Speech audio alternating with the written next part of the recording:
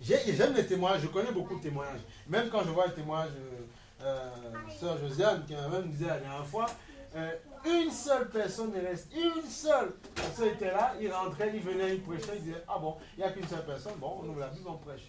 Et Dieu a commencé à ajouter. Moi, j'aime les témoignages, je vous en ai déjà donné plusieurs, mais j'aime les témoignages comme ça. Au moins, on dira que je ne sors pas de mon chapeau, puisque quelqu'un d'autre a dit, qui a vu aussi de ces problèmes.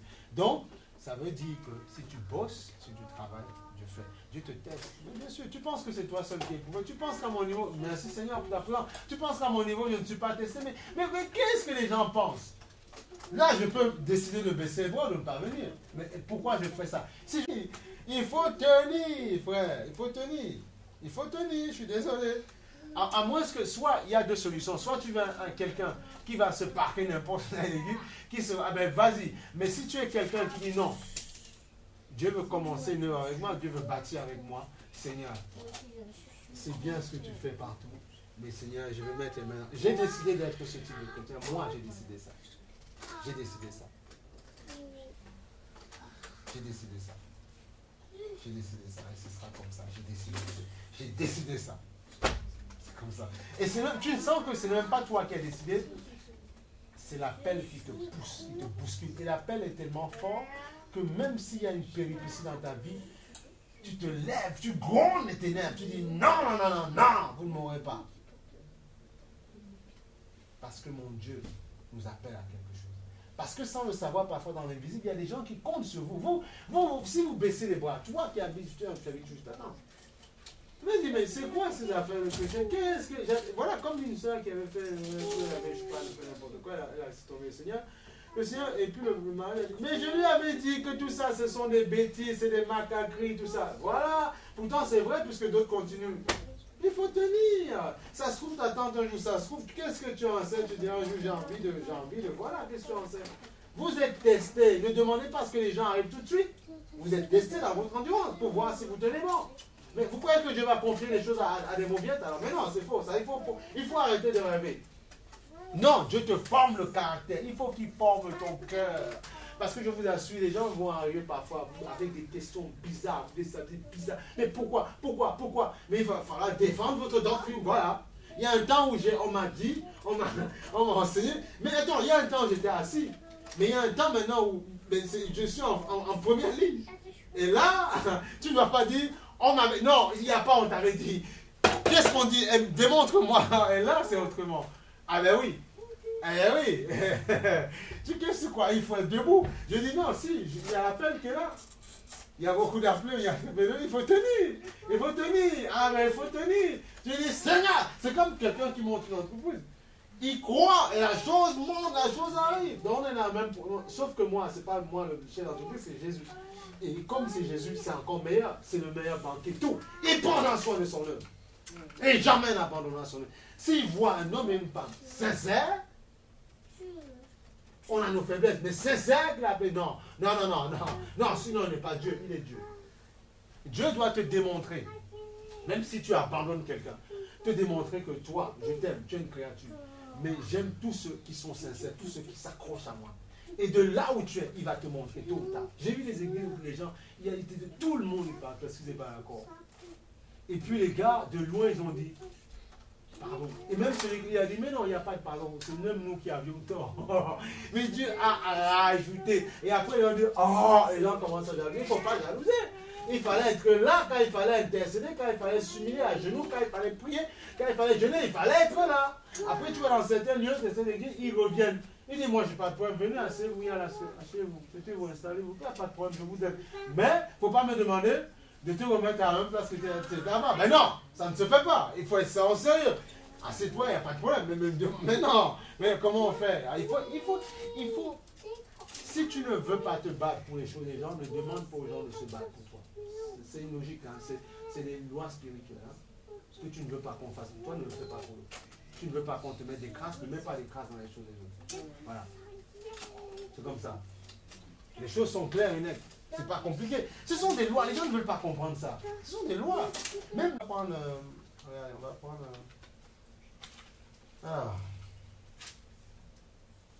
Ésaïe 11.3. Ésaïe 11.3. Ésaïe 11.3. Expérience 3.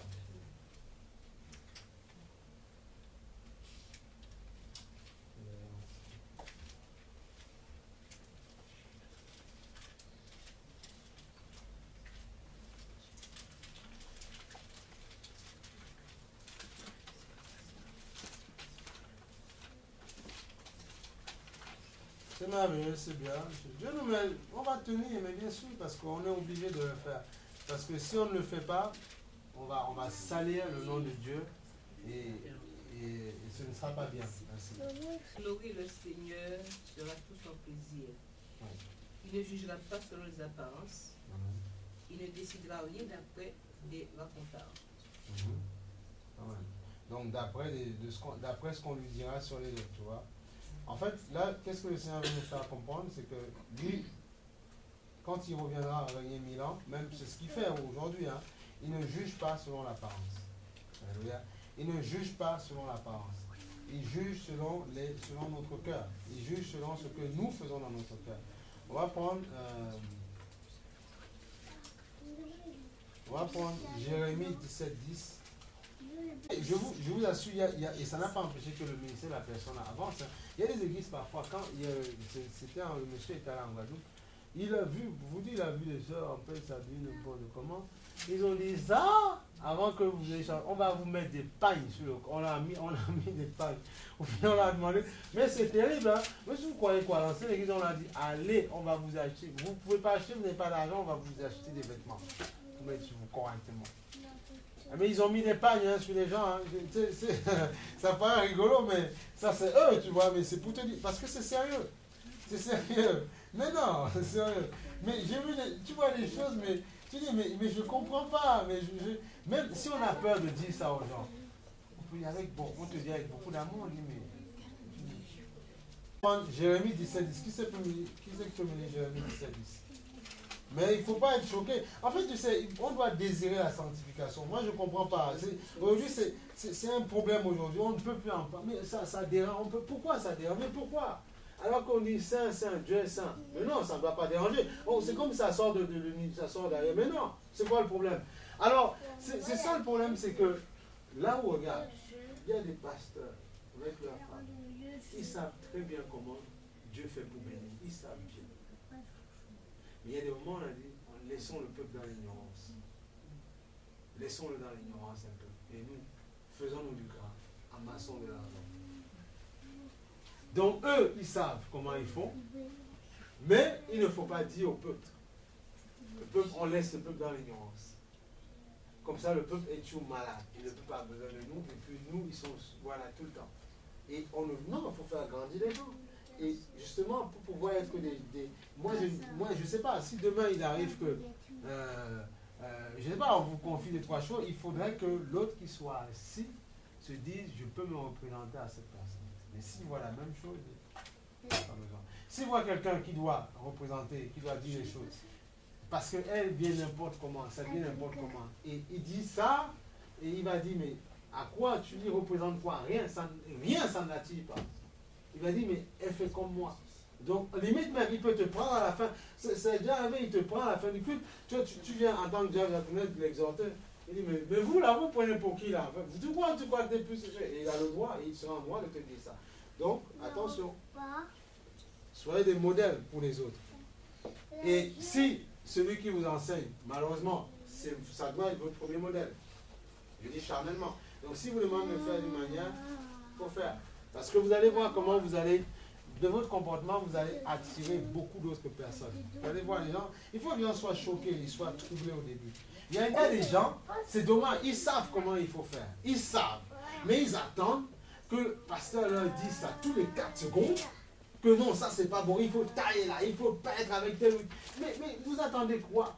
Que ce soit l'autre qui vous le dit. Les gens ont la parole. Lisez les Bibles, lisez vos Bibles. Il faut arrêter.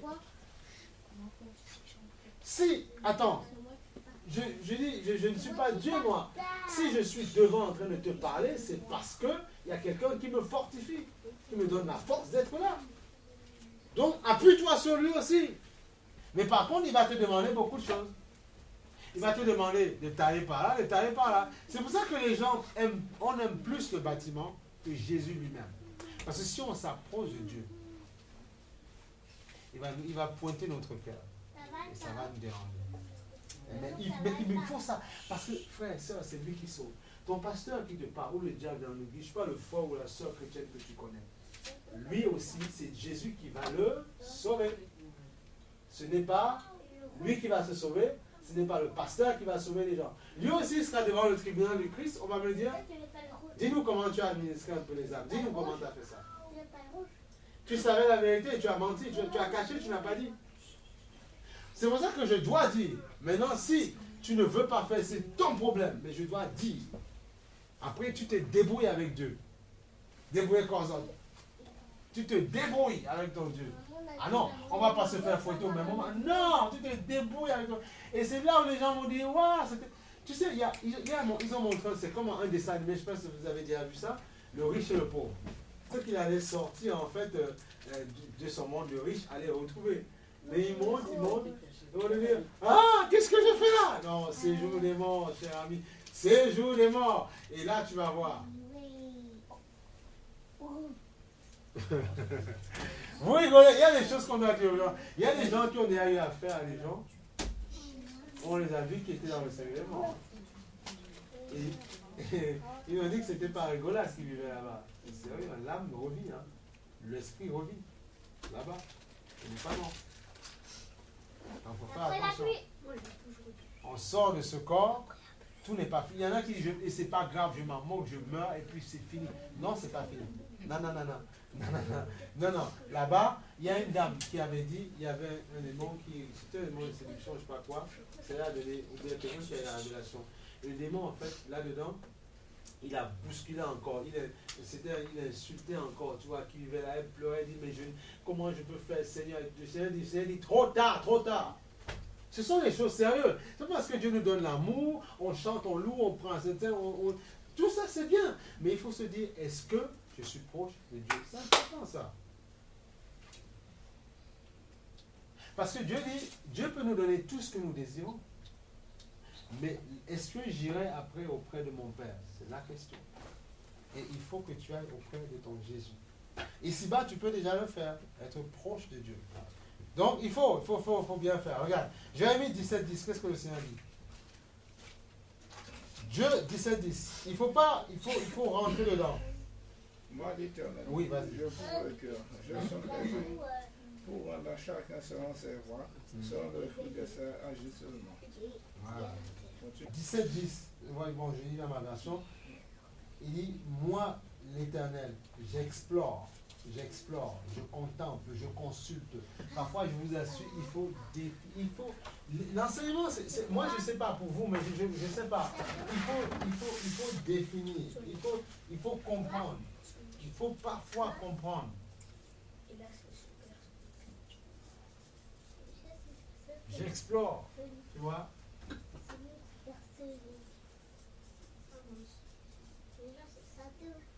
Consulter, tu vois. Examiner. Tu vois. Le Seigneur explore, il consulte, il examine. Il sonde. Tu vois, sonder. Et tout ça veut dire la même chose. C'est pour ça que quand les gens se battent avec les versions, il faut arrêter de se battre. C'est la même chose. Dans une autre version, on va dire j'explore, j'examine, c'est pareil. Tu vois, j'explore, je consulte. Hein? Regarde. Je fouille. Je vais jusqu'au fond du cœur. Voilà, oui, voilà. Donc je fouille. Tu vois? Je fouille. Il y a des moments, parfois dans l'église, il y a des moments comme ça, ils ont des journées ou bien des jours où ils font étude. Étude biblique, on a galvaudé, ça ne veut plus rien dire. On enseigne. Parce que ça doit rentrer. On enseigne. Il y a un temps on évangélise, vous avez vu quand parfois le Seigneur permet, les âmes se donnent et tout ça. Il y a un temps parce qu'il faut que ce soit intégré. Et quand c'est intégré, c'est là qu'il y a la victoire. Parce que quand tu auras un problème, tu comprendras que la foi est une ferme assurance. À chaque fois, tu vas te redire ce verset-là. Il y a un temps, quand j'étais assis, je disais ça. Maintenant, je suis là, j'ai encore besoin de ça. Tu vois? Tu auras tout le temps besoin de ça. Dieu explore. Il consulte. Il examine, il sonde, il fouille. Il fait toutes ces choses-là. Il fouille ton cœur, il creuse ton cœur. Il fait le ménage. Tu vois?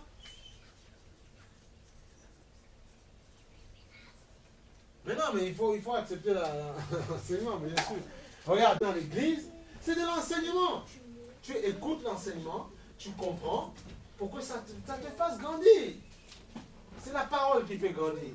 Et après, parce que vous ne comprenez pas. Et après, quand tu chantes après, c'est ça que j'essaie de vouloir vous inculquer. Il y a des bonnes choses ailleurs. Amen. Mais je ne suis pas un copiste à ça. Il faut arrêter. Il faut arrêter pas ça. J'essaie de savoir qu'est-ce que Dieu veut me faire comprendre, me dire pour que je dise. Ah ben oui, c'est clair. Il ne faut pas demander à un ministère de copier tout. C'est faux. Ça ne se passera jamais. Et si tu as envie de copier à 100% des gens, tu verras que tôt ou tard, ça ne marchera pas parce que de la manière dont ils ont été éprouvés, ta vie n'est pas pareille. Donc, tu vas te casser.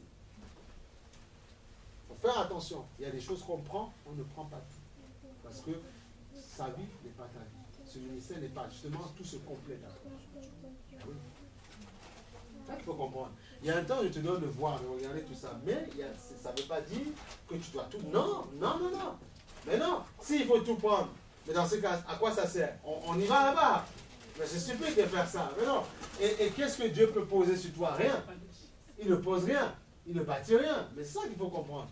Donc Dieu bâtit des choses. Ça peut sembler un petit peu pareil à vue d'œil. Mais tu verras que si tu examines à l'intérieur, et même quand tu vois, quand Dieu appelle les gens au ministère, c'est jamais pareil.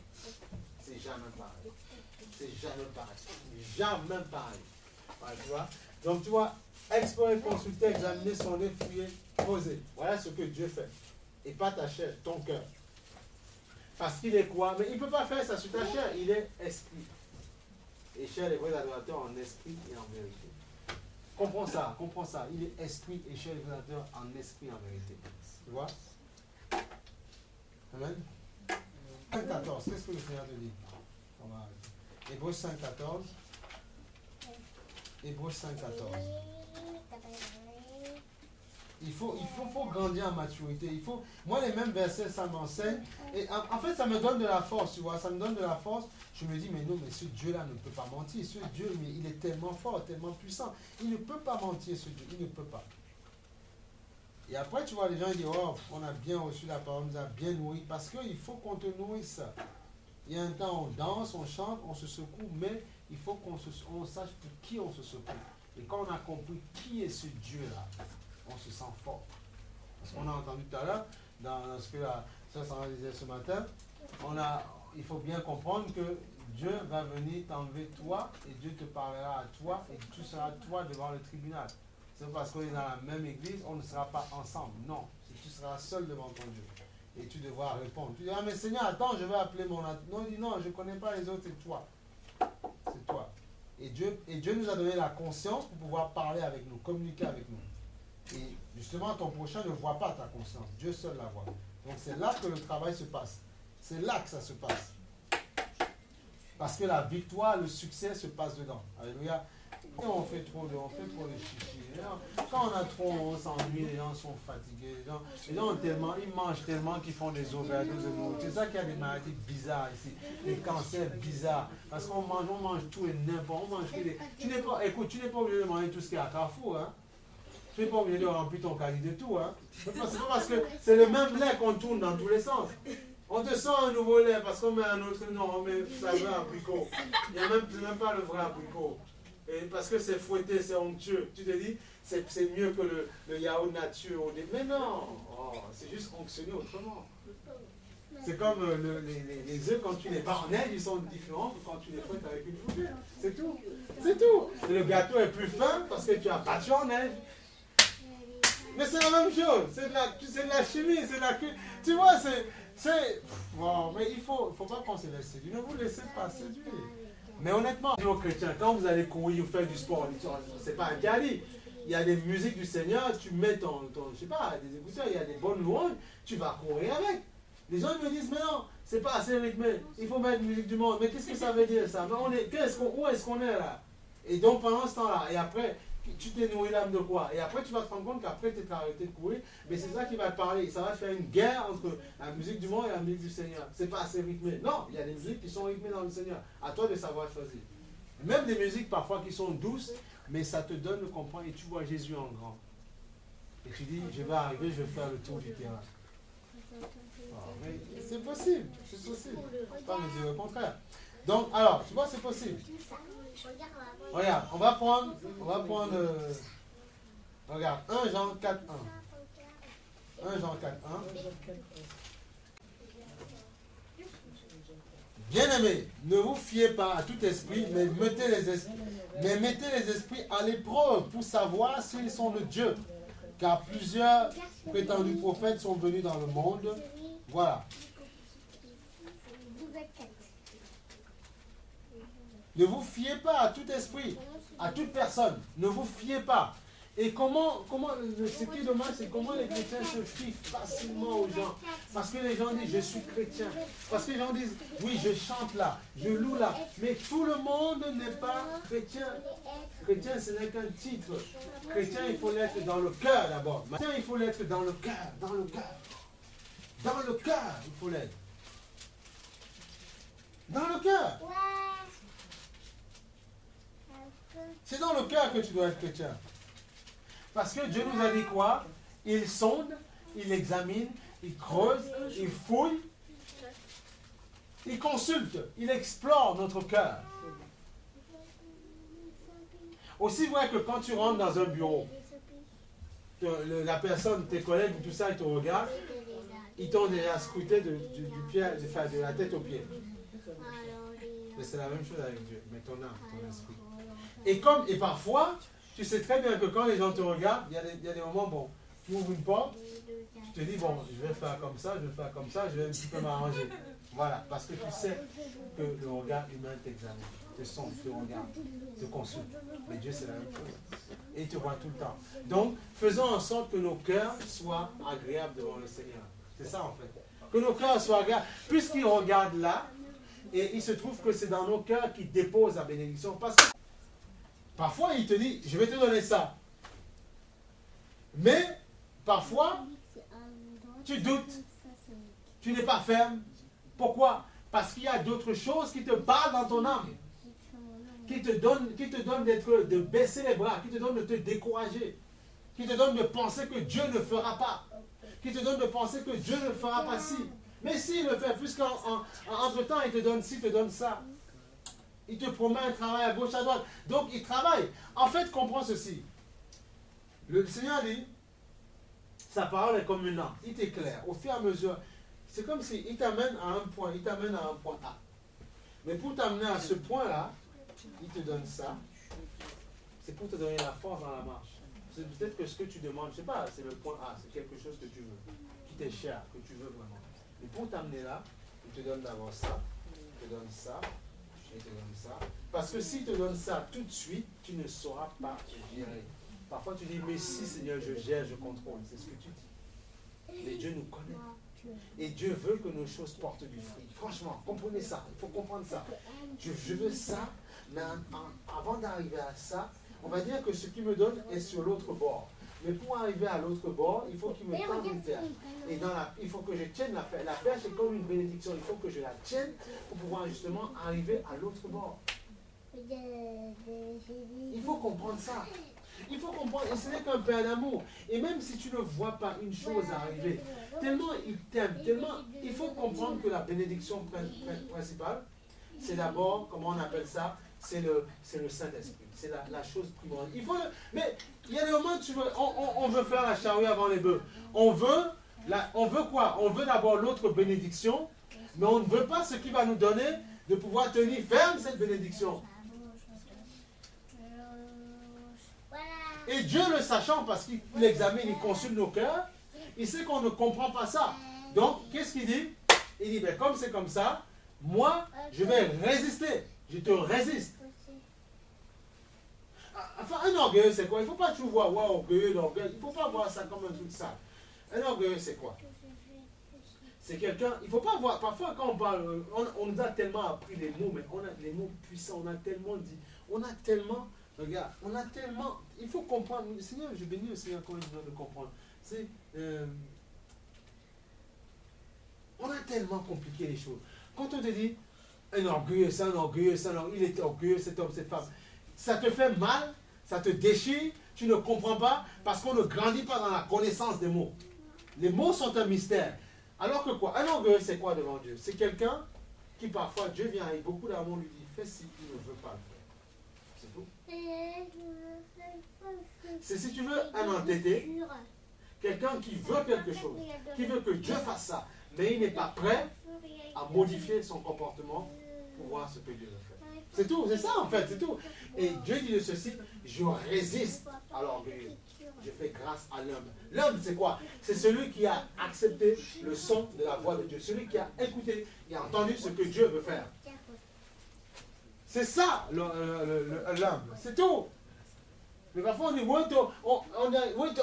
lui est humble. Et ça te choque si tu ne comprends pas. Mais non, comprends. Redéfinissons les mots un petit peu. Parce qu'on nous l'a peut-être dit avec, je sais pas, avec parole ténèbres, parole de peur, machin. Non, c'est quelqu'un qui ne veut pas. Dieu veut quelque chose parce que Dieu l'aime. Dieu dit, ma grâce, et les gens ont fait un chant avec ça.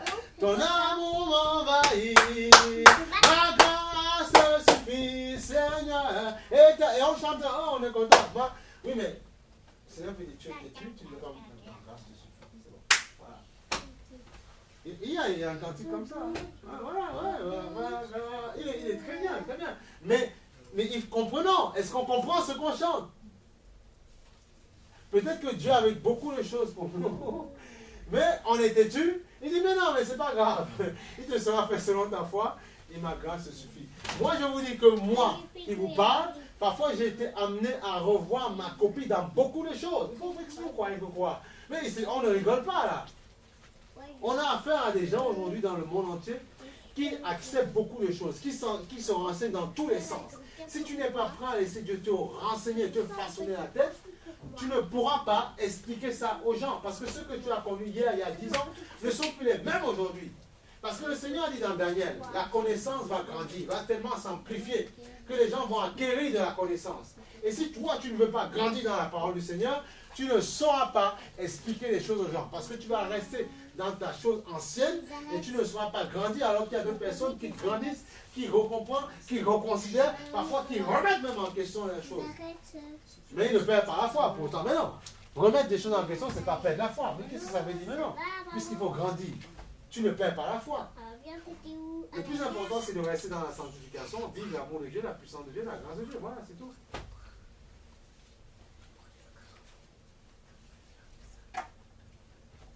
Comprenons ceci, dans la connaissance, qu'est-ce que ça veut dire? Il faut comprendre ça et grandir une fois pour toutes.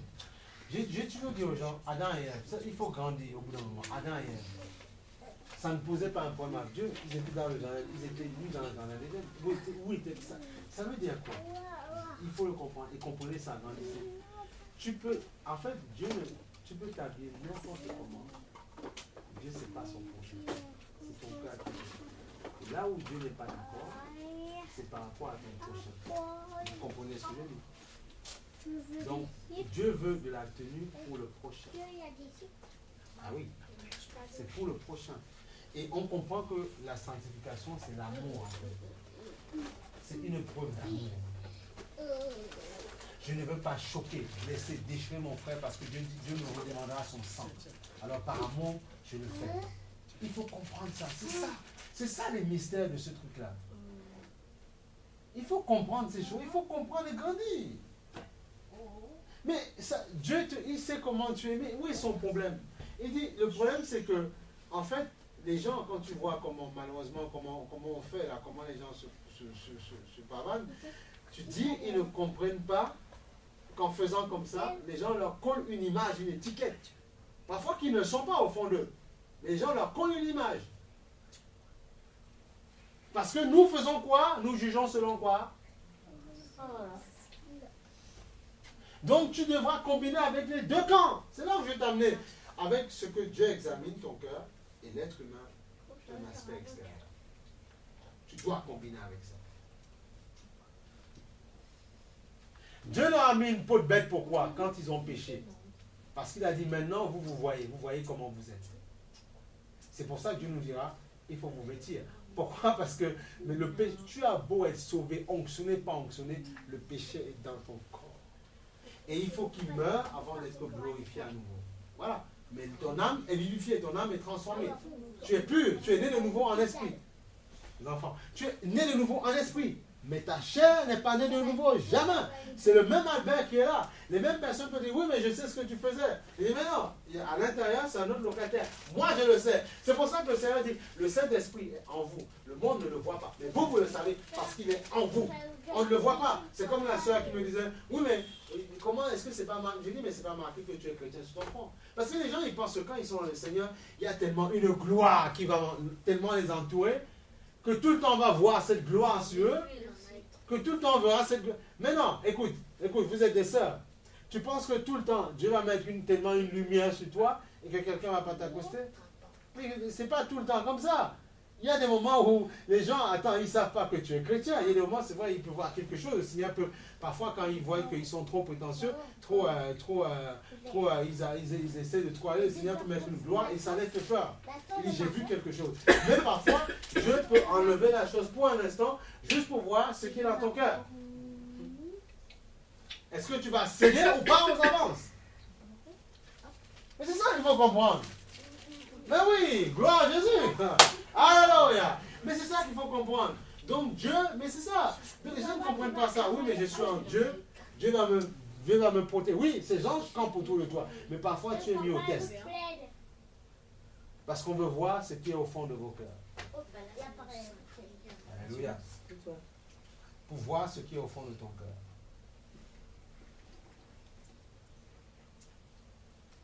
Regarde, 2 Corinthiens 5, 7. Mais ça, c'est mis pour nous. Ce n'est pas mis pour le monde. Et vous voyez, tout le travail qu'on a, c'est qu'on doit amener le monde à croire à ce que Dieu demande. On doit amener le monde à ça. 2 Corinthiens 5, 7. Mais bien sûr, alors, attendez, n'attendez pas de vous dire, bon, mais quand le Seigneur va attirer tout ça, je vais commencer à m'équiper, je vais commencer à être quelqu'un qui peut, puis aussi quand quelqu'un, après le culte, qui puisse exhorter, qui puisse montrer comment Dieu est bon. Mais non, c'est maintenant que tu commences ça dans ton cœur, c'est maintenant. Parce qu'il sera trop tard demain, trop tard. Parce que les gens vont te doubler, et ce n'est pas le but. Il sera trop tard. Et puis quand tu attends quelque chose du Seigneur, il ne faut pas imiter les gens. Il ne faut pas copier. Il y a des chrétiens, tu vois, bon, les chrétiens, ils sont comme ils sont. Hein, mais les gens, ils veulent vous faire croire. Si on te donne un conseil qui s'applique à la vie, amen. Mais si ce n'est pas amen, si c'est juste pour... On dit, oui, mais tu sais, on peut faire comme ça, on peut faire comme ça. Oh, tu ne fais pas. Si tu as envie de le faire, c'est ton problème. Parce que tu attends quelque chose du Seigneur. Attention, on n'écoute pas tout et n'importe quoi. Il faut bien discerner. Il faut discerner, il faut faire attention. C'est pas parce que les gens ont 40 ans, 20 ans, le Seigneur ont aussi sa femme, enfant, tout ça, que tu penses. Mais non, il faut arrêter. Il faut arrêter. Il faut se comprendre, discerner. Qu'est-ce que tu attends? Qu'est-ce que toi tu veux? Est-ce que tu es quelqu'un qui a une personnalité ou tu es quelqu'un à qui on dit A, eh bien il suit A, ou on dit B, eh bien il suit B, il ne réfléchit pas, il ne pose pas des choses pour dire d'accord, c'est un frère, une soeur en Christ, mais est-ce que ce qu'il fait est conforme à ce que Dieu demande de faire? C'est trop facile de suivre quelqu'un, mais c'est difficile de s'examiner. Ah oui. Suivre quelqu'un, c'est facile, mais s'examiner, se remettre en question, c'est difficile. S'asseoir, écouter l'évangile, c'est facile. Mais quand après, tu dois justement... Mais tu vas voir, quand le Seigneur va commencer, vous allez voir, là, quand on va commencer à confier, là, tu vas comprendre que là, c'est pas du gâteau. Là, tu comprendras. Ah oui, vous allez voir. Quand les gens viennent avec des cas bizarres, des choses bizarres, il va falloir les comprendre. Il va falloir comprendre pourquoi ils passent par là.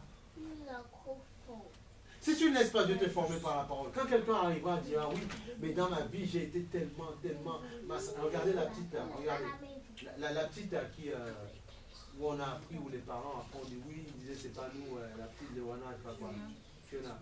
Tu te rends compte devant l'enfant, le petit frère de 2 ans, la petite soeur, vous avez l'enfant devant ses yeux, dans un trou. Mais l'enfant est marqué à vie. Hein. Le dimanche, voilà ce que tu crois. Il ne te dit rien quand il grandit. Mais au fur et à mesure, il dit, j'ai vu quelque chose à 2 ans, tu m'as choqué. On a creusé un trou, on a mis ma soeur là, on a remis la terre dessus. Et après, il demande, elle est où ma soeur? Elle est où? Elle est où? Et tu as vu, vous avez vu les parents gros pleurer. Hein? Oh, je veux quand... Vous voyez, l'apparence, il faut continuer à quoi? Mais l'apparence, mais dans le monde, il dit, le bon Dieu sans confession. Mais la personne, il fallait voir la télé. Et c'est pour ça qu'il y a des gens dans leur quartier qui ont dit, ça mérite des explications. Nous, on va... mais pleurer, dire, il faut qu'on la retrouve. Mais pour moi, je disais, mais Seigneur, même Seigneur, permet qu'on la retrouve, permet vraiment celui qui a. Mais parfois, c'est pour ça que les gens du monde vont nous faire prier alors qu'ils font n'importe quoi. C'est pour ça que je dis, on ne prie pas n'importe comment. Parfois, tu peux commencer à prier, je dis stop, non, tu ne pries pas par là, parce que là, il y a une chose bizarre. Ne prie pas. C'est pour ça, même à Jérémie, le Seigneur disait, ne prie pas.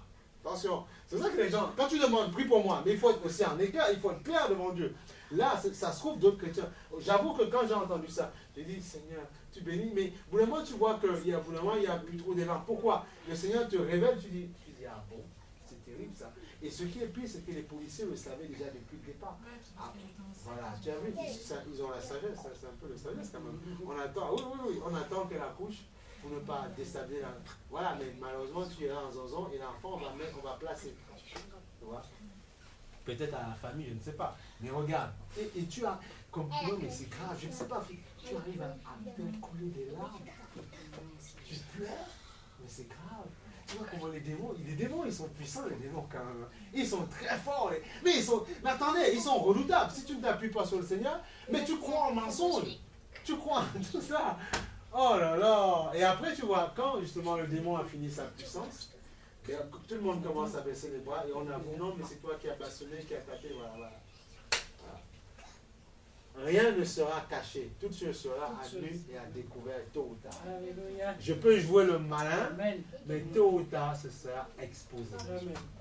Il y a un temps pour rire. Tu vois, c'est ça. Mais c'est dommage. C'est dommage, mais c'est...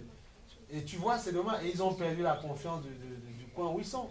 Il y a des gens qui ont demandé carrément condamner les à mort. Il faut condamner tout ça. Il faut lapider. Parce que des gens ont créé des pages Facebook pour eux. Ils ont fait des sites internet pour eux. Tout un comité de soutien, des marches et tout ça. Mais on a dépensé notre énergie.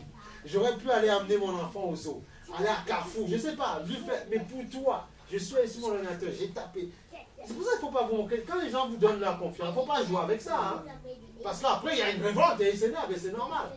Ils vous donnent toute leur confiance. Mais faire des pages Facebook, tout ça, il faut se connecter, il faut créer des mots de passe, il faut faire des sites internet, il faut créer des pages, il faut demander des photos, scanneriser, faire tout ça. Ça demande du temps, ça. Parfois, ta femme peut demander, viens te coucher, mais non, tu sais, l'enfant, Léona, il faut vraiment la chercher. Tout ça, c'est pour ça que je comprends leur âge. Et limite, si la police ne les traînait pas comme ça, si on les livrait comme ça, ils sont prêts à les déchiqueter, voilà, mais vous vous moquez de nous. Donc, même par là, on te demande que tes enfants ne sont pas tes enfants. Tu as intérêt à bien t'occuper d'eux. Parce que si tu fais n'importe quoi, on va te donner une fessée. Ce ne sont pas tes enfants. C'est un prêt que Dieu nous a donné. Même le monde nous le rappelle. Tu élèves n'importe comment, on te les enlève. C'est pour ça qu'il faut justement... Non, ils doivent se soumettre, ils doivent accepter l'éducation. Et il y a même certaines femmes, j'ai vu ça dans un documentaire, où on l'a condamné pendant 1 mois de rééducation, de réapprendre à éduquer son enfant. Tu vois le vice là où il est, c'est qu'on dit aux gens, mais non, il ne faut pas élever les enfants, mais non, il ne faut pas être trop dur, il ne faut pas être carré. D'accord, il ne faut pas. Mais après, quand ils font n'importe quoi, toi, tu m'amènes au procès, au tribunal, en disant, il a volé parce que vous n'avez pas bien éduqué. 1 mois, j'ai dit non, tu n'es pas obligé de suivre tout ce que les gens disent. Non. Tu dois. Oui, aujourd'hui, on n'a pas envie, on veut nous pousser à faire tout n'importe quoi. La publicité nous pousse à. Tu as envie de tenir ferme, on t'envoie des images de machins, de séduction, tout ça, et tu as envie de copier, imiter. Et les jeunes aujourd'hui, même je voyais quand on l'accompagnait au collège et tout ça, on leur a dit, vous venez en 6e, 5e au collège, pas de sac à main, mesdemoiselles. Vous venez pour apprendre, pour éduquer, pour apprendre. Des sacs à main avec vos parents le week-end si vous voulez. Mais pas de sac à main à l'école. Mais tu vois quand même des rebelles avec le sac à main doré, avec voilà, Gussier, machin. Voilà, quand même. Et heureusement, il y a les proviseurs, ils sont là. Voilà, tu vois comme quoi dans le monde ça surveille. On lui dit pas de sac à main, et j'ai bien aimé. Pas de téléphone, c'est après, parce que sinon, machin, après, il y a des raquettes, il y a des choses comme ça. Voilà. Même le monde nous enseigne ça. Nous, le monde, on pense qu'on connaît tout, c'est pas vrai. Pourquoi on nous met des feux rouges partout? Parce qu'on sait bien que s'il n'y a pas de feu rouge, on fait n'importe quoi. Voilà. Voilà, on fait n'importe quoi, voilà, tu vois. Donc l'être humain, c'est pas vrai, on est des petits bambins, on reste des bébés. On est des bébés. Mais comme on se voit déjà, on a un costard, on a un tailleur, on a nos lunettes, on a nos boucles d'oreilles, on a des enfants, on a accouché. Non, attention, j'ai quand même dépassé un statut. Statut de rien du tout. On reste un bébé devant le Seigneur. Voilà. Mais oui, on reste un enfant, bien sûr. On reste un enfant devant le Seigneur, bien sûr. Dieu est bon, regarde. Dieu, le Seigneur est bon. Nous marchons par la foi et non par la vue. Oui, nous sommes pleins de confiance et nous aimerions mieux quitter ce corps pour aller vivre auprès du Seigneur. C'est aussi pour cela que nous nous efforçons de lui être agréable. Tu vois? Voilà. Nous efforçons de lui être agréable. Soit que nous vivions, regarde, dans ce corps, soit que nous le quittions. Il y a la relation que tu as intime avec Dieu, qui est une relation, ça s'appelle l'adoration, et il y a la communion fraternelle, qui est avec tes frères et sœurs. Et Dieu veille sur les deux types de communion. Comment tu es avec lui? Moi, c'est un exemple, je peux adorer Dieu dans ma salle de bain pendant que je me lave, il n'y a pas de problème. Mais je ne suis pas habillé. Mais Dieu va dire, mais si j'arrive, Dieu va dire, tu es fou. Ça. Il dit, tu vas dire, mais Seigneur, mais il n'y a pas un problème. Il dit, c'est pas le problème. J'aime mes créatures, donc il y a un problème. Voilà, c'est tout. Voilà. Il faut comprendre ça, il faut comprendre ça. Les gens disent, oh, mais Dieu c'est dans le cœur, je fais comme je veux, Dieu ne regarde pas au cœur, Dieu ne regarde pas la chair au cœur. Oui, amen, amen, amen, amen. Mais aussi le Seigneur aussi regarde comment ton attitude dans la communion fraternelle. Mais oui, la preuve, regarde, sinon on aurait dit, tu adores uniquement, ça ne vous arrive pas de prier quand vous vous lavez. Ah ben voilà. Donc on ne prie pas seulement quand on est habillé, quand on est dans le lieu de culte. Voilà. Donc Dieu, donc ça veut dire que le Seigneur, si tu veux, il t'a vu là-bas. Mais c'est ton intimité avec lui. C'est pour ça qu'il faut comprendre l'intimité et la vie extérieure. Aujourd'hui, l'intimité, ça ne veut plus rien dire. Tout ce qui est intime à la maison, on le balance dehors aujourd'hui. Et pourtant, c'était réservé à l'intimité.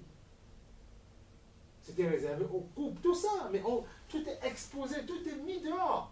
Et le problème, c'est que les jeunes aujourd'hui, qu'est-ce qu'ils font? C'est le monde à l'envers. Mais au lieu de grandir justement, maintenant, ils prennent ces choses-là, ces choses de l'intimité, et ils le vivent mal et ils grandissent mal avec. Voilà. Et les codes sont déformés en eux. C'est pour ça que, bon, même en CM2, en CM1, une fille va venir en sac à main, mais on est où là? Tu viens en cartable. Après, on voit, puis voilà. Mais oui, non, mais tu vois, non, mais il faut être sérieux, quoi. Mais ça c'est pour faire la dame, tu vois, tout ça, mais au collège, on ne vient pas pour ça, on vient pour apprendre les leçons, on vient pour grandir. Et après, quand tu sors, quand tu seras après en fac, je sais pas, au lycée, on comprend. Et après, tu es grande. Mais voilà, même au lycée, c'est grave, tu vois. Voilà, tu vois, non, c'est pour te dire. Tu vois, mais non, mais c'est pour ça que quand vous éduquez vos enfants, même les futurs et tout ça, il faut éduquer selon ce que Dieu met dans vos cœurs. Mais il ne faut pas céder à la pression. Là où c'est imposant, on n'a pas le choix, je comprends. Mais si on a toujours le choix, on a le choix. Mais je me rappelle un responsable qui me disait, avant je donnais tout parce que mes enfants me disaient, oui, mais tu n'es pas gentil, tu ne fais pas comme les autres parents. Il dit, maintenant, je suis strict. Et ça marche. Et parfois même, c'est un autre qui me disait, sa fille lui dit, mais papa, tu sais, ma copine m'a dit qu'elle est choquée parce que son père ne prend pas soin d'elle, ses parents. Mais toi au moins, et son amie lui a dit, je suis jalouse de toi parce que je vois que ton père, en fait, prend toujours soin de toi, il veut savoir où tu es, il ne te laisse pas faire n'importe quoi. Donc vous voyez les enfants, ils jouissent de la liberté que tu leur offres large. Mais au bout d'un moment, ils se rendent compte qu'ils sont encore enfants. Ils disent, mais pourquoi on me donne autant de liberté alors que je n'ai pas besoin de ça? Et là, tu vois, le vice, c'est qu'après, ils se retournent en disant, mais on m'a donné trop de liberté. Mais qu'est-ce que ça veut dire? Quand on t'a dit non, tu disais que c'était pas bon. L'être humain, il ne sait pas ce qu'il veut. C'est pour ça que Dieu, mais oui, c'est pour ça que Dieu nous met des parents, en fait. Nous met des parents pour nous guider, pour nous amener. Et même dans ton travail, tu auras toujours des gens qui vont t'orienter. C'est pour ça qu'il nous met des gens. C'est pour nous, en fait, c'est pour nous orienter. Maintenant, un père fouettard, une mère fouettard, non, ce n'est pas bon. Mais un père doit t'orienter. À l'église, quelqu'un qui enseigne la parole, on oriente les gens. Le travail, ça s'appelle, c'est orienter les gens. Notre rôle, c'est d'orienter. Après, les gens font comme ils veulent. Mais nous, on oriente. C'est l'orientation. Et tu vois bien, même à l'école, ceux qui réussissent bien leur orientation vont loin. Ceux qui ont été mal orientés, parfois, ils se plantent. Voilà. C'est tout. C'est pour ça qu'ils ont mis plein de CIO, pas mal de choses sans orientation, où les gens peuvent s'orienter. Mais très peu, parfois, ils vont. Pourtant, il y a des clés là-dedans. Il y a des choses à prendre. Pour pouvoir bien s'orienter. En fait, le monde est fait de telle manière que tout est là. En fait, c'est un gros plateau, un gros gâteau. Tout est là. Mais c'est à toi de chercher. Mais je vous assure qu'au fur et à mesure que je grandis avec le Seigneur, je me rends compte de ça. Mais il t'ouvre les yeux. Tout est à portée de main. Tout est là. Pour réussir. Je vous assure que Dieu a tout mis pour que tu puisses réussir dans ta vie, dans tous les domaines. Je dis, tout est là. Mais il faut juste accepter les principes que Dieu te demande. Mais tout est devant toi. Mais sauf que le diable sait. Qu'est-ce qu'il fait? Il t'aveugle. Il te donne de voir les choses apparentes, mais tu ne rentres pas dans l'intimité de Dieu pour comprendre la richesse qu'il y a dans la chaise. Tu vois la chaise, ça te plaît, mais il y a une richesse au fond. Elle a été faite pourquoi? Pour s'asseoir. C'est ça la richesse au départ. Ce n'est pas juste de la mousse. Non, elle est pourquoi? La richesse, c'est s'asseoir, pour m'apaiser, pour que je puisse m'asseoir, pour pouvoir me soulager. C'est ça la richesse de la chaise. Mais nous, on voit l'aspect esthétique extérieur. Mais on ne comprend pas le principe premier. C'est pour ça que ça foire. Regarde, tu vas voir une jeune fille, par exemple, une jeune fille, on se dit, mais tout le monde, comme on veut imiter les mères, les grandes personnes. Il me faut aussi mon copain, il me faut aussi ma femme, il me faut tout ça. Et on commence à jouer à papa et maman. Alors qu'on n'a pas besoin de ça au début. Non, on n'a pas besoin. Parce que le diable, il est malin. Il pousse les enfants vers ça et ils vont mal apprendre les codes. Alors que Dieu a créé l'homme et la femme, tout ça, même leur reste, pour qu'ils puissent s'épanouir dans le couple et qu'ils puissent comprendre c'est leur trésor, c'est leur bijou. Ils doivent entretenir ça, chérir ça. Parfois, le diable peut venir voler ça. Il faut veiller, prier pour entretenir ça. Parce que c'est un cadeau que Dieu donne au couple. Mais le diable, il donne aux enfants de mal comprendre la chose et puis de se disperser. Et après, puisque justement ça n'a pas été fait avant justement qu'on soit unis avec quelqu'un, mais c'est pour ça qu'on passe une fleur à une autre. Ben oui, puisque lui, il fait ses affaires, il t'a pas dit qu'il a envie de me donner de l'amour, ça ne l'intéresse pas. Alors que pour le couple, on a nos choses et puis on s'aime, on se calme, on s'entretient. Lui, il t'a pas dit, mais non, mais lui c'est prendre ses affaires et puis tripoter et puis on va ailleurs. Et il le sait, mais pourquoi il permet que les jeunes commencent maintenant? Pour détruire la jeunesse. Et tu vas être jeune, tu vas vivre tellement de choses, tu vas dire maintenant, je n'ai plus rien à voir. Et même quand tu seras en couple avec quelqu'un, si Dieu ne te sanctifie pas complètement, mais il y a du travail, il y a du boulot. Hein. Les jeunes qui vont arriver là, qui vont donner au Seigneur, et je crois que soit ils n'auront pas le choix d'être violents, mais vraiment de marcher, mais puissamment, ils n'auront pas le choix. Parce qu'ils voient tellement de choses. Ça va être grave. C'est pour ça que je dis, il faut s'apprêter. Les églises vont devenir des hôpitaux. Il faudra guérir les gens. Vous voyez les gens, soi-disant bien, mais quand vous commencez à poser des questionnaires, à expliquer, mais quand ils vont raconter, mais tu dis, oula, il y a tout ça dans ta tête. Mais c'est terrible. C'est pour ça que demain, après, une jeune sort de tout ce machin, cet agglomérat de choses. Quand elle veut se marier, ça ne peut pas marcher parce que le cerveau est rempli. C'est pour ça que déchargez-vous. Il faut purifier la tête. Il faut nettoyer. Et dites-vous bien, le cerveau est fait de telle manière que tout ce que tu fais, tu enregistres. Tout ce que tu fais, tu enregistres. Tout ce que tu fais. Et tu verras, il y a même une chose, regarde, hier on était quelque part dans un centre commercial et on pensait n'être jamais venu. Je me dis, mais non, et quand je vais plus loin, je dis, mais oui, si, je me rappelle de ces boutiques-là. Donc, tu vois, la chose est au fond de toi. Et il suffit d'un petit événement pour décliquer la chose. Tu vois comment on est fait? Donc tout est enfoui au fond de nous. Et des choses peuvent réveiller ça en fait. Soit une tristesse, un chagrin ou un moment de joie, ça peut réveiller ces choses-là. Donc voilà pourquoi Dieu nous demande de nous attacher à lui, afin que ces choses-là ne nous blessent pas. Parce que nous avons des émotions. Il faut comprendre ça. Nos émotions sont en nous pour nous faire apprécier les choses de la vie ou nous décourager. Le diable va plus dans le sens du découragement. Mais Dieu veut que nos émotions nous poussent vers le haut. Et pour ça, il faut accepter la lampe qui est une lumière à nos pieds. La Bible, la parole de Dieu. C'est pour ça. C'est pas de la religion, ça n'a rien à voir avec la religion. Il faut comprendre ça. Si tu ne comprends pas ça, tu te fais avoir. Tes émotions. C'est ça qui te guide. Parce qu'il t'a parlé comme ça, tu es attristé. Donc il faut que tes émotions soient nourries de la parole de Dieu. Pour être fort, il faut construire les émotions.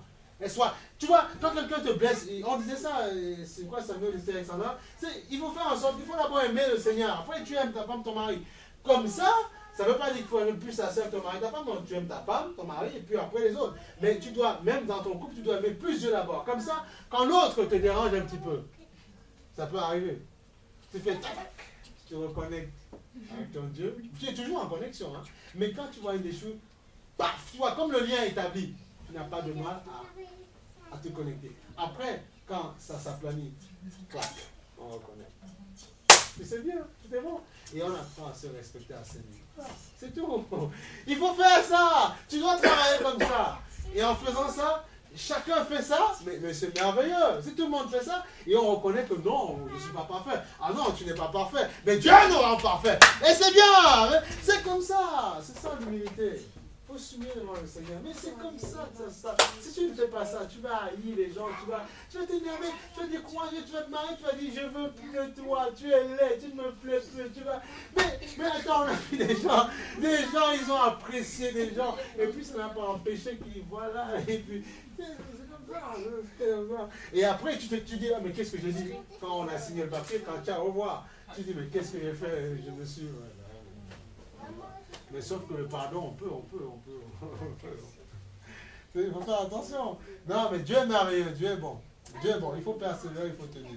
Et en tenant, en persévérant, le Seigneur nous bénit. Alléluia. Voilà. Si le Seigneur jugeait par le cœur comme nous, on n'y arriverait pas. Parce que, non, s'il jugeait par l'apparence, il ne juge par l'apparence. Parce qu'il juge selon le cœur. Voilà pourquoi on voit qu'il a élu certaines personnes dans le passé. Genèse 7.1. Tu vois, Genèse 7.1. Regarde, il ne regarde pas, et ça c'est merveilleux de savoir que Dieu ne regarde pas l'apparence. Quand les gens te jugeraient, quand les gens se diraient, mais il n'arrivera à rien, regarde comment il est fait, il n'est pas beau, il est maigre, il est laid, il est gros, ça c'est les gens, donnent des sobriquets aux gens, ça c'est les gens. Mais Dieu sait ce qu'il pense de toi, parce que Dieu regarde à ton cœur. Dieu sonde, on a vu ce matin, les cœurs et les reins, afin de donner à chacun selon ses œuvres. Donc regarde 7.1, Genèse 7.1. C'est quand même merveilleux ce que le Seigneur a fait. Regarde. L'Éternel dit à Noé, entre dans l'arche avec toute ta famille. Pourquoi? Car je t'ai vu comme juste devant moi dans cette génération. Je t'ai vu. Et on voit que Dieu ne marche pas comme nous, Dieu ne marche pas par la vue. Il marche par ce qui est au fond de nous. Voilà. Il marche par l'esprit parce qu'il est esprit. Il a vu Noé, il dit marche. Il aurait pu ne pas choisir Noé, une autre personne, mais parce que Noé marchait comme Dieu voulait. Donc il a pris Noé, il a dit toi tu seras sauvé par les autres. Donc ça veut dire que même dans une église, demain après-demain, Dieu peut attirer du monde et tout ça, mais s'il vous plaît, je vous en prie, ne vous laissez pas séduire. Non, il faut voir ça comme des gens qui ont besoin d'être formés, qui ont besoin d'être enseignés, qui ont besoin d'être exhortés à la fin. C'est pas parce qu'ils vous disent, oui, mais je connais la Bible, j'ai lu quand j'étais enfant, j'étais garçon de cœur. Ne vous laissez pas séduire par ça. Regardez leurs œuvres, regardez comment ils marchent, et n'ayez pas peur. Même s'ils vous disent, on était dans telle église, on est parti de cette église parce qu'on en a marre, ils nous font tout ça. On trouve que c'est... On a connu ça, on a vu les gens, on dit, oh là, là, on nous faisait faire, ici c'est bien, ici... Oui, mais après, les gens ont fait n'importe quoi. Donc, il ne faut pas vous laisser séduire. Il faut dire, non, nous on connaît, nous on était là quand c'était formé. Alors, calmez-vous. Et puis, il faut être ferme dans ce que vous êtes. Il faut avoir de la... Gagner en assurance un petit peu. Gagner en assurance. N'avancez pas pour perdre votre temps. N'avancez pas pour perdre du temps. Après 10 ans, 5 ans, 10 Seigneur, on a fait quoi? Et mais ici, il est en train de faire, il a envie de bâtir en toi, mais accepte d'être une colonne. Voilà. 1 Samuel 16.7, regarde. Et puis on aura bientôt fini là. 1 Samuel 16.7. 1 Samuel 7, regarde ce que tu vois comment le Seigneur regarde. C'est le cœur. C'est pour ça que quand le Seigneur te dit veille sur ton cœur plus toute autre chose, il faut comprendre. Pourquoi? Parce qu'il regarde ton cœur, il sait ce qui se passe dans ton cœur. Tu pourras lui mettre toutes sortes d'habits devant lui, il dit ma fille, mon fils, ce n'est pas ça que je regarde. Tu peux t'habiller en tout blanc, vêtu, tout ça, en soutane blanche. Tout ça pour dire, j'adore Dieu, je suis immaculé, je suis ce que je veux. Dieu ne regarde pas ça, ça ne l'intéresse pas. Après, bon, ok, la décence, ça s'arrête là. Mais tu peux mettre de la couleur rouge, bleu, c'est ce que tu veux. Dieu ne regarde pas ça. Dieu regarde ton cœur. Regarde, 1 Samuel, c'est ton cœur qui regarde. Donc il faut, si ton cœur, l'intérieur du plat n'est pas sale, ça ne sert à rien. Tu pourras faire toutes sortes de cinéma à l'extérieur, ça n'intéresse pas le Seigneur. Ça n'intéresse pas le Seigneur. Ça ne l'intéresse pas. Samuel 16.7. Oui, 1 Samuel, pardon. 1 Samuel 16.7. La parole de Dieu est bonne, elle est merveilleuse. 16.7. Elle est merveilleuse. Que Dieu nous garde. Vraiment que Dieu nous enseigne, que Dieu nous donne d'acquérir la capacité de bâtir pour lui, pour sa gloire. 5.7. Regarde. Mais l'Éternel dit à Samuel, ne prête, tu vois, parce qu'on va dire, dans son contexte, bon, vous devez le savoir, Samuel venait oindre le futur roi, parce que Saül avait désobéi. Donc il est allé dans la maison, la maison du père de David. Voilà. Donc il dit, mais l'Éternel dit à Samuel, ne prête pas attention à son apparence et à sa grande taille, car je l'ai rejeté. Tu vois ça? Ça veut dire que c'est quand même une information. Qu'est-ce que ça veut dire? Peut-être que c'était lui le futur roi. Je ne sais pas, peut-être. Peut-être. Quand on parle de rejet, ça veut dire qu'au départ, on était accepté de Dieu. Ah ben oui. Dieu t'a rejeté, Dieu t'a repoussé, Dieu t'a éjecté. Dieu t'a chassé. En fait, physiquement, tu es là, tu vis chez ton père, mais tu n'es plus dans le cœur de Dieu. Ne regarde pas sa grande taille, son apparence, je l'ai rejeté. Donc ça veut dire qu'il y a un temps, Dieu l'avait accepté. Il était en Dieu. Pourquoi? Peut-être qu'il faisait n'importe quoi. Tu vois, mais l'Éternel, regarde, je l'ai rejeté. En effet, l'Éternel n'a pas le même regard que l'homme. Le regard, quand tu rentres ici, qui t'examine, qui regarde comment tu es vêtu, tout ça. Ça, c'est l'apparence humaine. Même que là, il faut aussi bien faire. Pour que justement, on ne te colle pas des étiquettes. Alors qu'au fond, tu n'es pas ça. Regarde, le Seigneur dit, l'homme regarde à ce qui frappe les yeux, mais l'Éternel regarde au cœur. Voilà. Et Isaïe appela Abinadab et le fit passer devant Samuel. Samuel dit, l'Éternel n'a non plus choisi celui-ci. Tu vois, après il a fait passer plusieurs personnes. Regarde. Ce qui m'interpelle quand même, et ça ne m'avait pas encore interpellé, c'est que dans le premier, il dit, je l'ai rejeté. Ça veut dire que le premier, sans le savoir, il avait quand même une grâce spéciale. Il le voulait peut-être, mais il a rejeté. Les autres, il dit, je ne les ai pas choisis. Mais il y avait peut-être un, peut-être qu'il devait remplacer, mais je l'ai rejeté. Regarde ce qu'il va après dire de David, tu vois. Et après l'Éternel n'a choisi aucun d'eux. Mais il a insisté sur lui au départ en disant, je l'ai rejeté. C'est-à-dire que c'était quelqu'un que Dieu aimait au départ. Je l'ai rejeté. Parce qu'il ne me plaît plus, il ne fait pas ma volonté. Je l'ai écarté. Mais il y vit toujours dans la maison de son père. Mais je l'ai écarté. Les autres, ils vivent. Mais l'autre, il avait peut-être une grâce. Alors qu'est-ce qu'il dit? Tous les fils sont-ils là? Il répondit, il reste encore le plus jeune. Le plus jeune qui était, parce qu'il était issu d'une relation adultérienne. Donc David, c'est pour ça qu'il dit, ma mère m'a conçu dans le péché. Voilà. Et quand on était conçu comme ça, la main on l'écartait, c'était l'enfant recevait tout le propre, tous les critiques parce que ton père t'a conçu. Voilà, voilà. Et David était comme ça. Donc David a grandi avec le rejet. Et c'est lui qui s'occupait des vaches, des brebis, pendant que les autres allaient à la guerre. Et c'est lui qui réparait, qui amenait leurs habits de guerre au front de la guerre. Donc David était rejeté. Mais on a vu que le même David a aimé son père. Il n'a pas haï son père. Donc tu vois, quelqu'un peut te haïr, peut te rendre de la haine, mais toi tu dois donner de l'amour. Il a pu le faire. Pourquoi? Parce que l'Éternel était avec lui. Voilà. Donc David a grandi dans le rejet. Ben oui.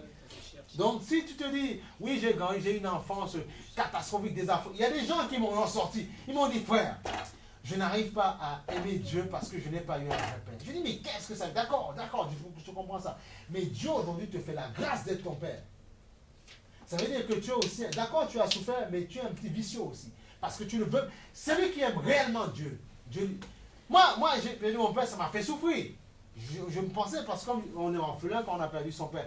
Mais quand j'ai rencontré honnêtement le Seigneur, je vous assure que c'est un vocabulaire qui a disparu de ma tête. Mais maintenant, coup.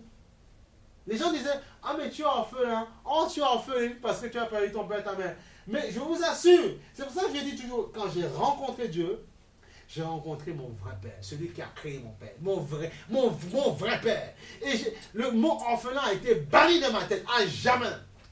Banni.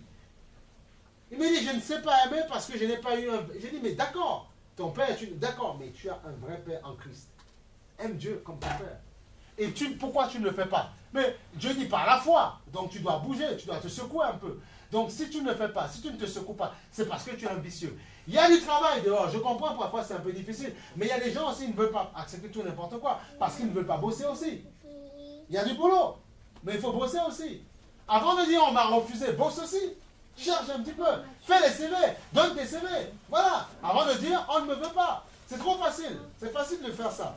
Regarde ce que le Seigneur dit. Il reste encore le plus jeune.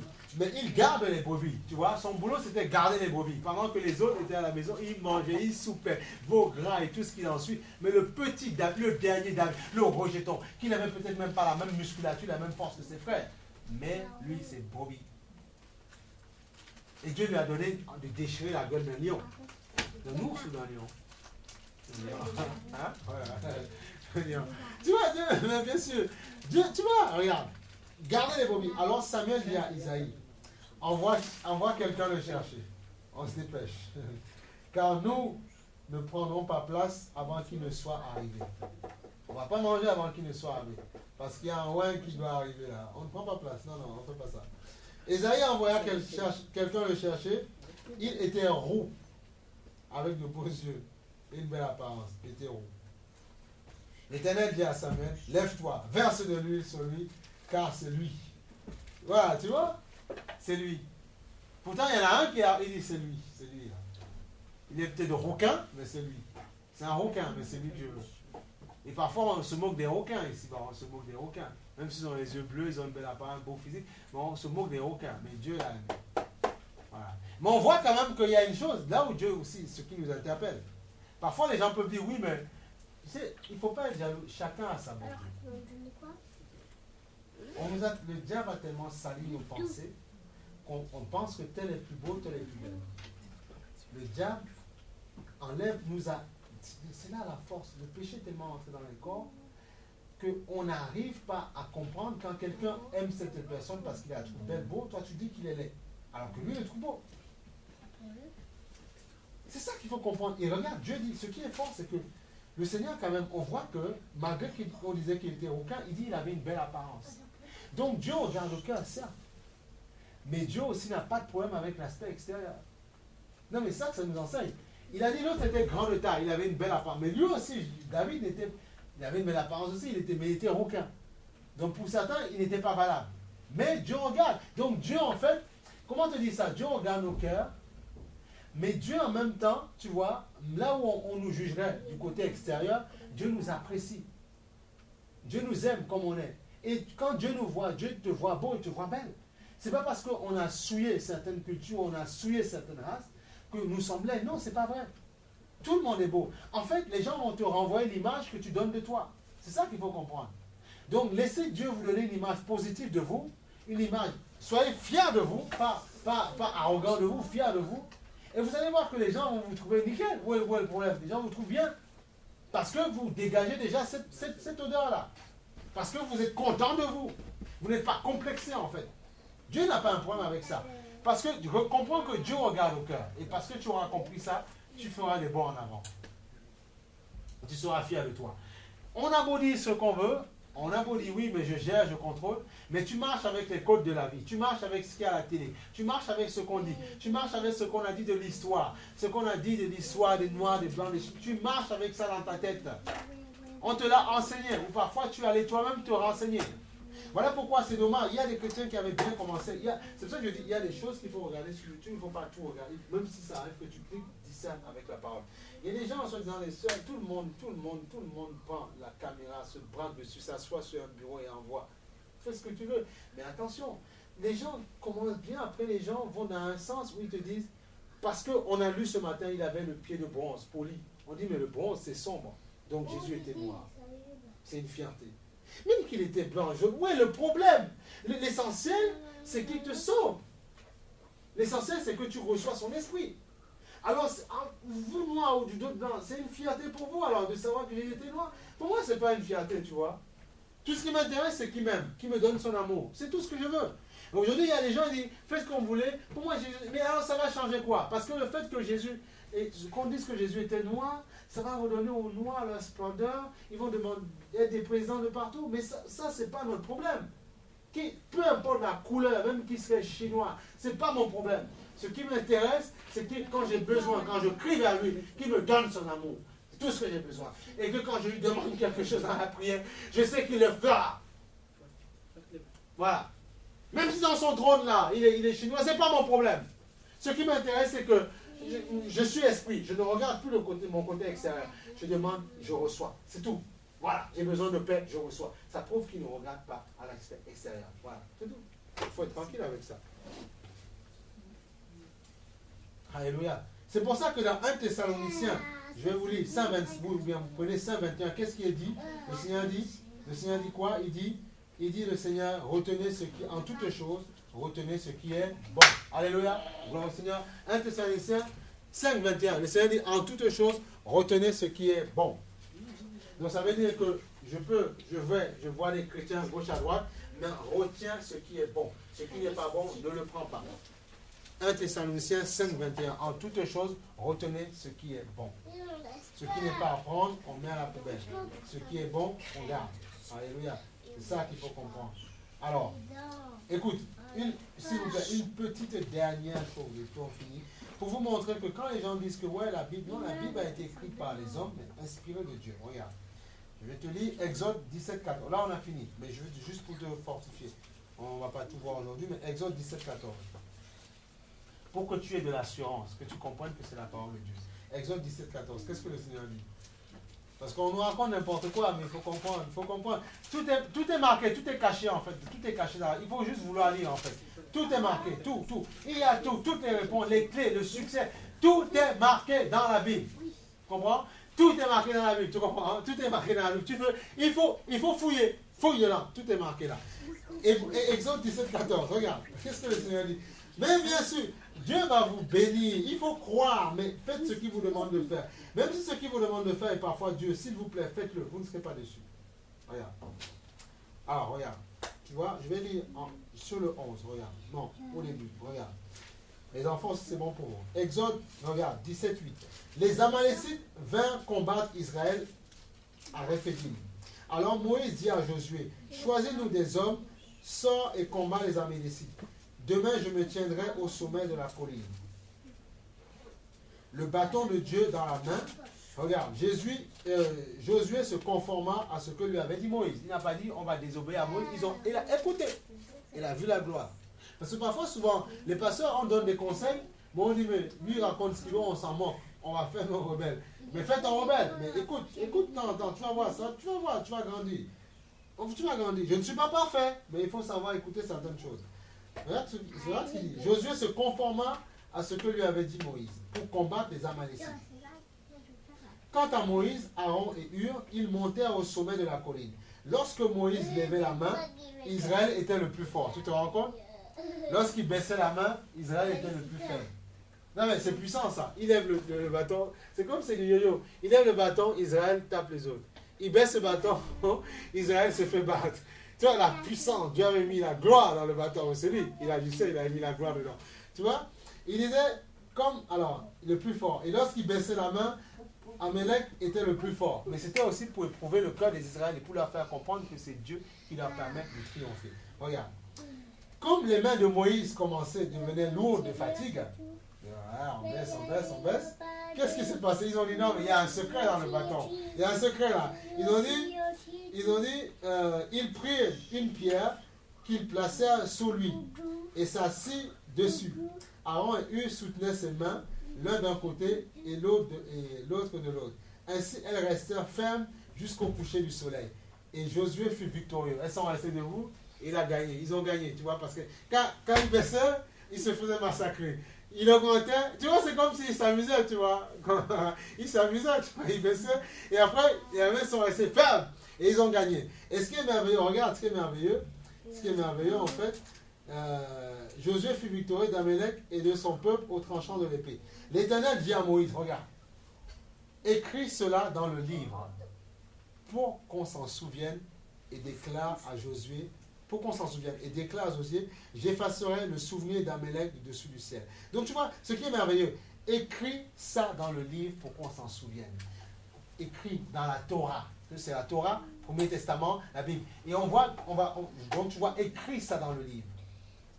Donc ça, la Bible, ce sont les actes que Dieu a accomplis, qui sont marqués, qui sont condensés là.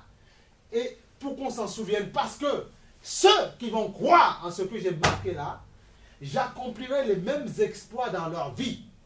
Pourquoi? Parce que c'est mon esprit qui travaillait, qui leur donnait la victoire. Et parce qu'ils vont se souvenir du Dieu que je suis, je les aiderai. Tu ne peux pas, si on ne te donne pas l'information, tu ne sais pas qui est Dieu. Donc il te faut l'information pour triompher. Donc il faut qu'on te donne la connaissance, la parole, pour que tu te dises, il a travaillé, pour moi il le fera. Donc tu vois, c'est très important. Écris ça pour qu'on s'en souvienne. Donc on comprend pourquoi à chaque fois qu'ils faisaient, ils écrivaient. Et c'est ce qu'on appelle la Bible aujourd'hui. Luc, dans le temps du Seigneur, c'était Luc qui écrivait beaucoup, qui écrivait tous les actes de Jésus en fait. Mais ce n'est pas un homme, ce n'est pas Luc qui faisait. Ce n'est pas Moïse. C'est Dieu qui agissait au travers de Moïse, Dieu qui agissait au travers de Jésus, et les hommes ont marqué, inspirés par l'Esprit de Dieu. Donc ce sont les actes du Saint-Esprit, les actes de Dieu, les actes de Jésus, qui sont condensés et qui disent à toi, à ceux qui viendront aussi, s'ils croient à la parole de Dieu, la même gloire les accompagnera. Donc on comprend que ce n'est pas un homme qui a fait quoi que ce soit. C'est Dieu qui a fait. Des gens ont écrit sous l'inspiration de Dieu, parce que Dieu avait donné l'ordre de faire comme ça. Et voilà ce qu'on a. Même à Jérémie, il disait écrit. Luc écrit. Voilà. Donc quand quelqu'un vous dira n'importe quoi, il faut justement prendre les versets. Tu dis non, qu'est-ce qui est marqué là? Tu vois? Il a demandé, c'est Dieu qui a demandé d'écrire. Et vous tu là. Ils écrivaient sur les parchemins, les peaux de bête. Aujourd'hui, c'est là. Avec l'imprimerie, on a gagné du terrain. Mais là, c'est la parole de Dieu. Alléluia. Que Dieu soit béni, que Dieu soit magnifié. Alléluia. Nous bénissons le Seigneur pour son amour, pour sa grandeur, pour sa gloire. Dieu est merveilleux. Donc ça, c'est la parole de Dieu, parce que la fin de la parole de Dieu, elle se, comment on appelle ça? Elle s'explique à elle-même. Elle dit tout d'elle-même. Elle dit ce qu'elle est. Elle dit qu'elle est Dieu, parce que c'est Dieu lui-même qui a fait ses actes. Et c'est Dieu lui-même qui a demandé à des hommes, justement, d'écrire la Bible, de marquer. Et puis voilà, afin que nous soyons forts et nous comprenions que nous avons un Dieu qui est fort. Et il est non seulement fort, c'est que lui aussi, il accomplira, en fait, ce qui est marqué dans la Bible. C'est pour ça que nous bénissons son Seigneur.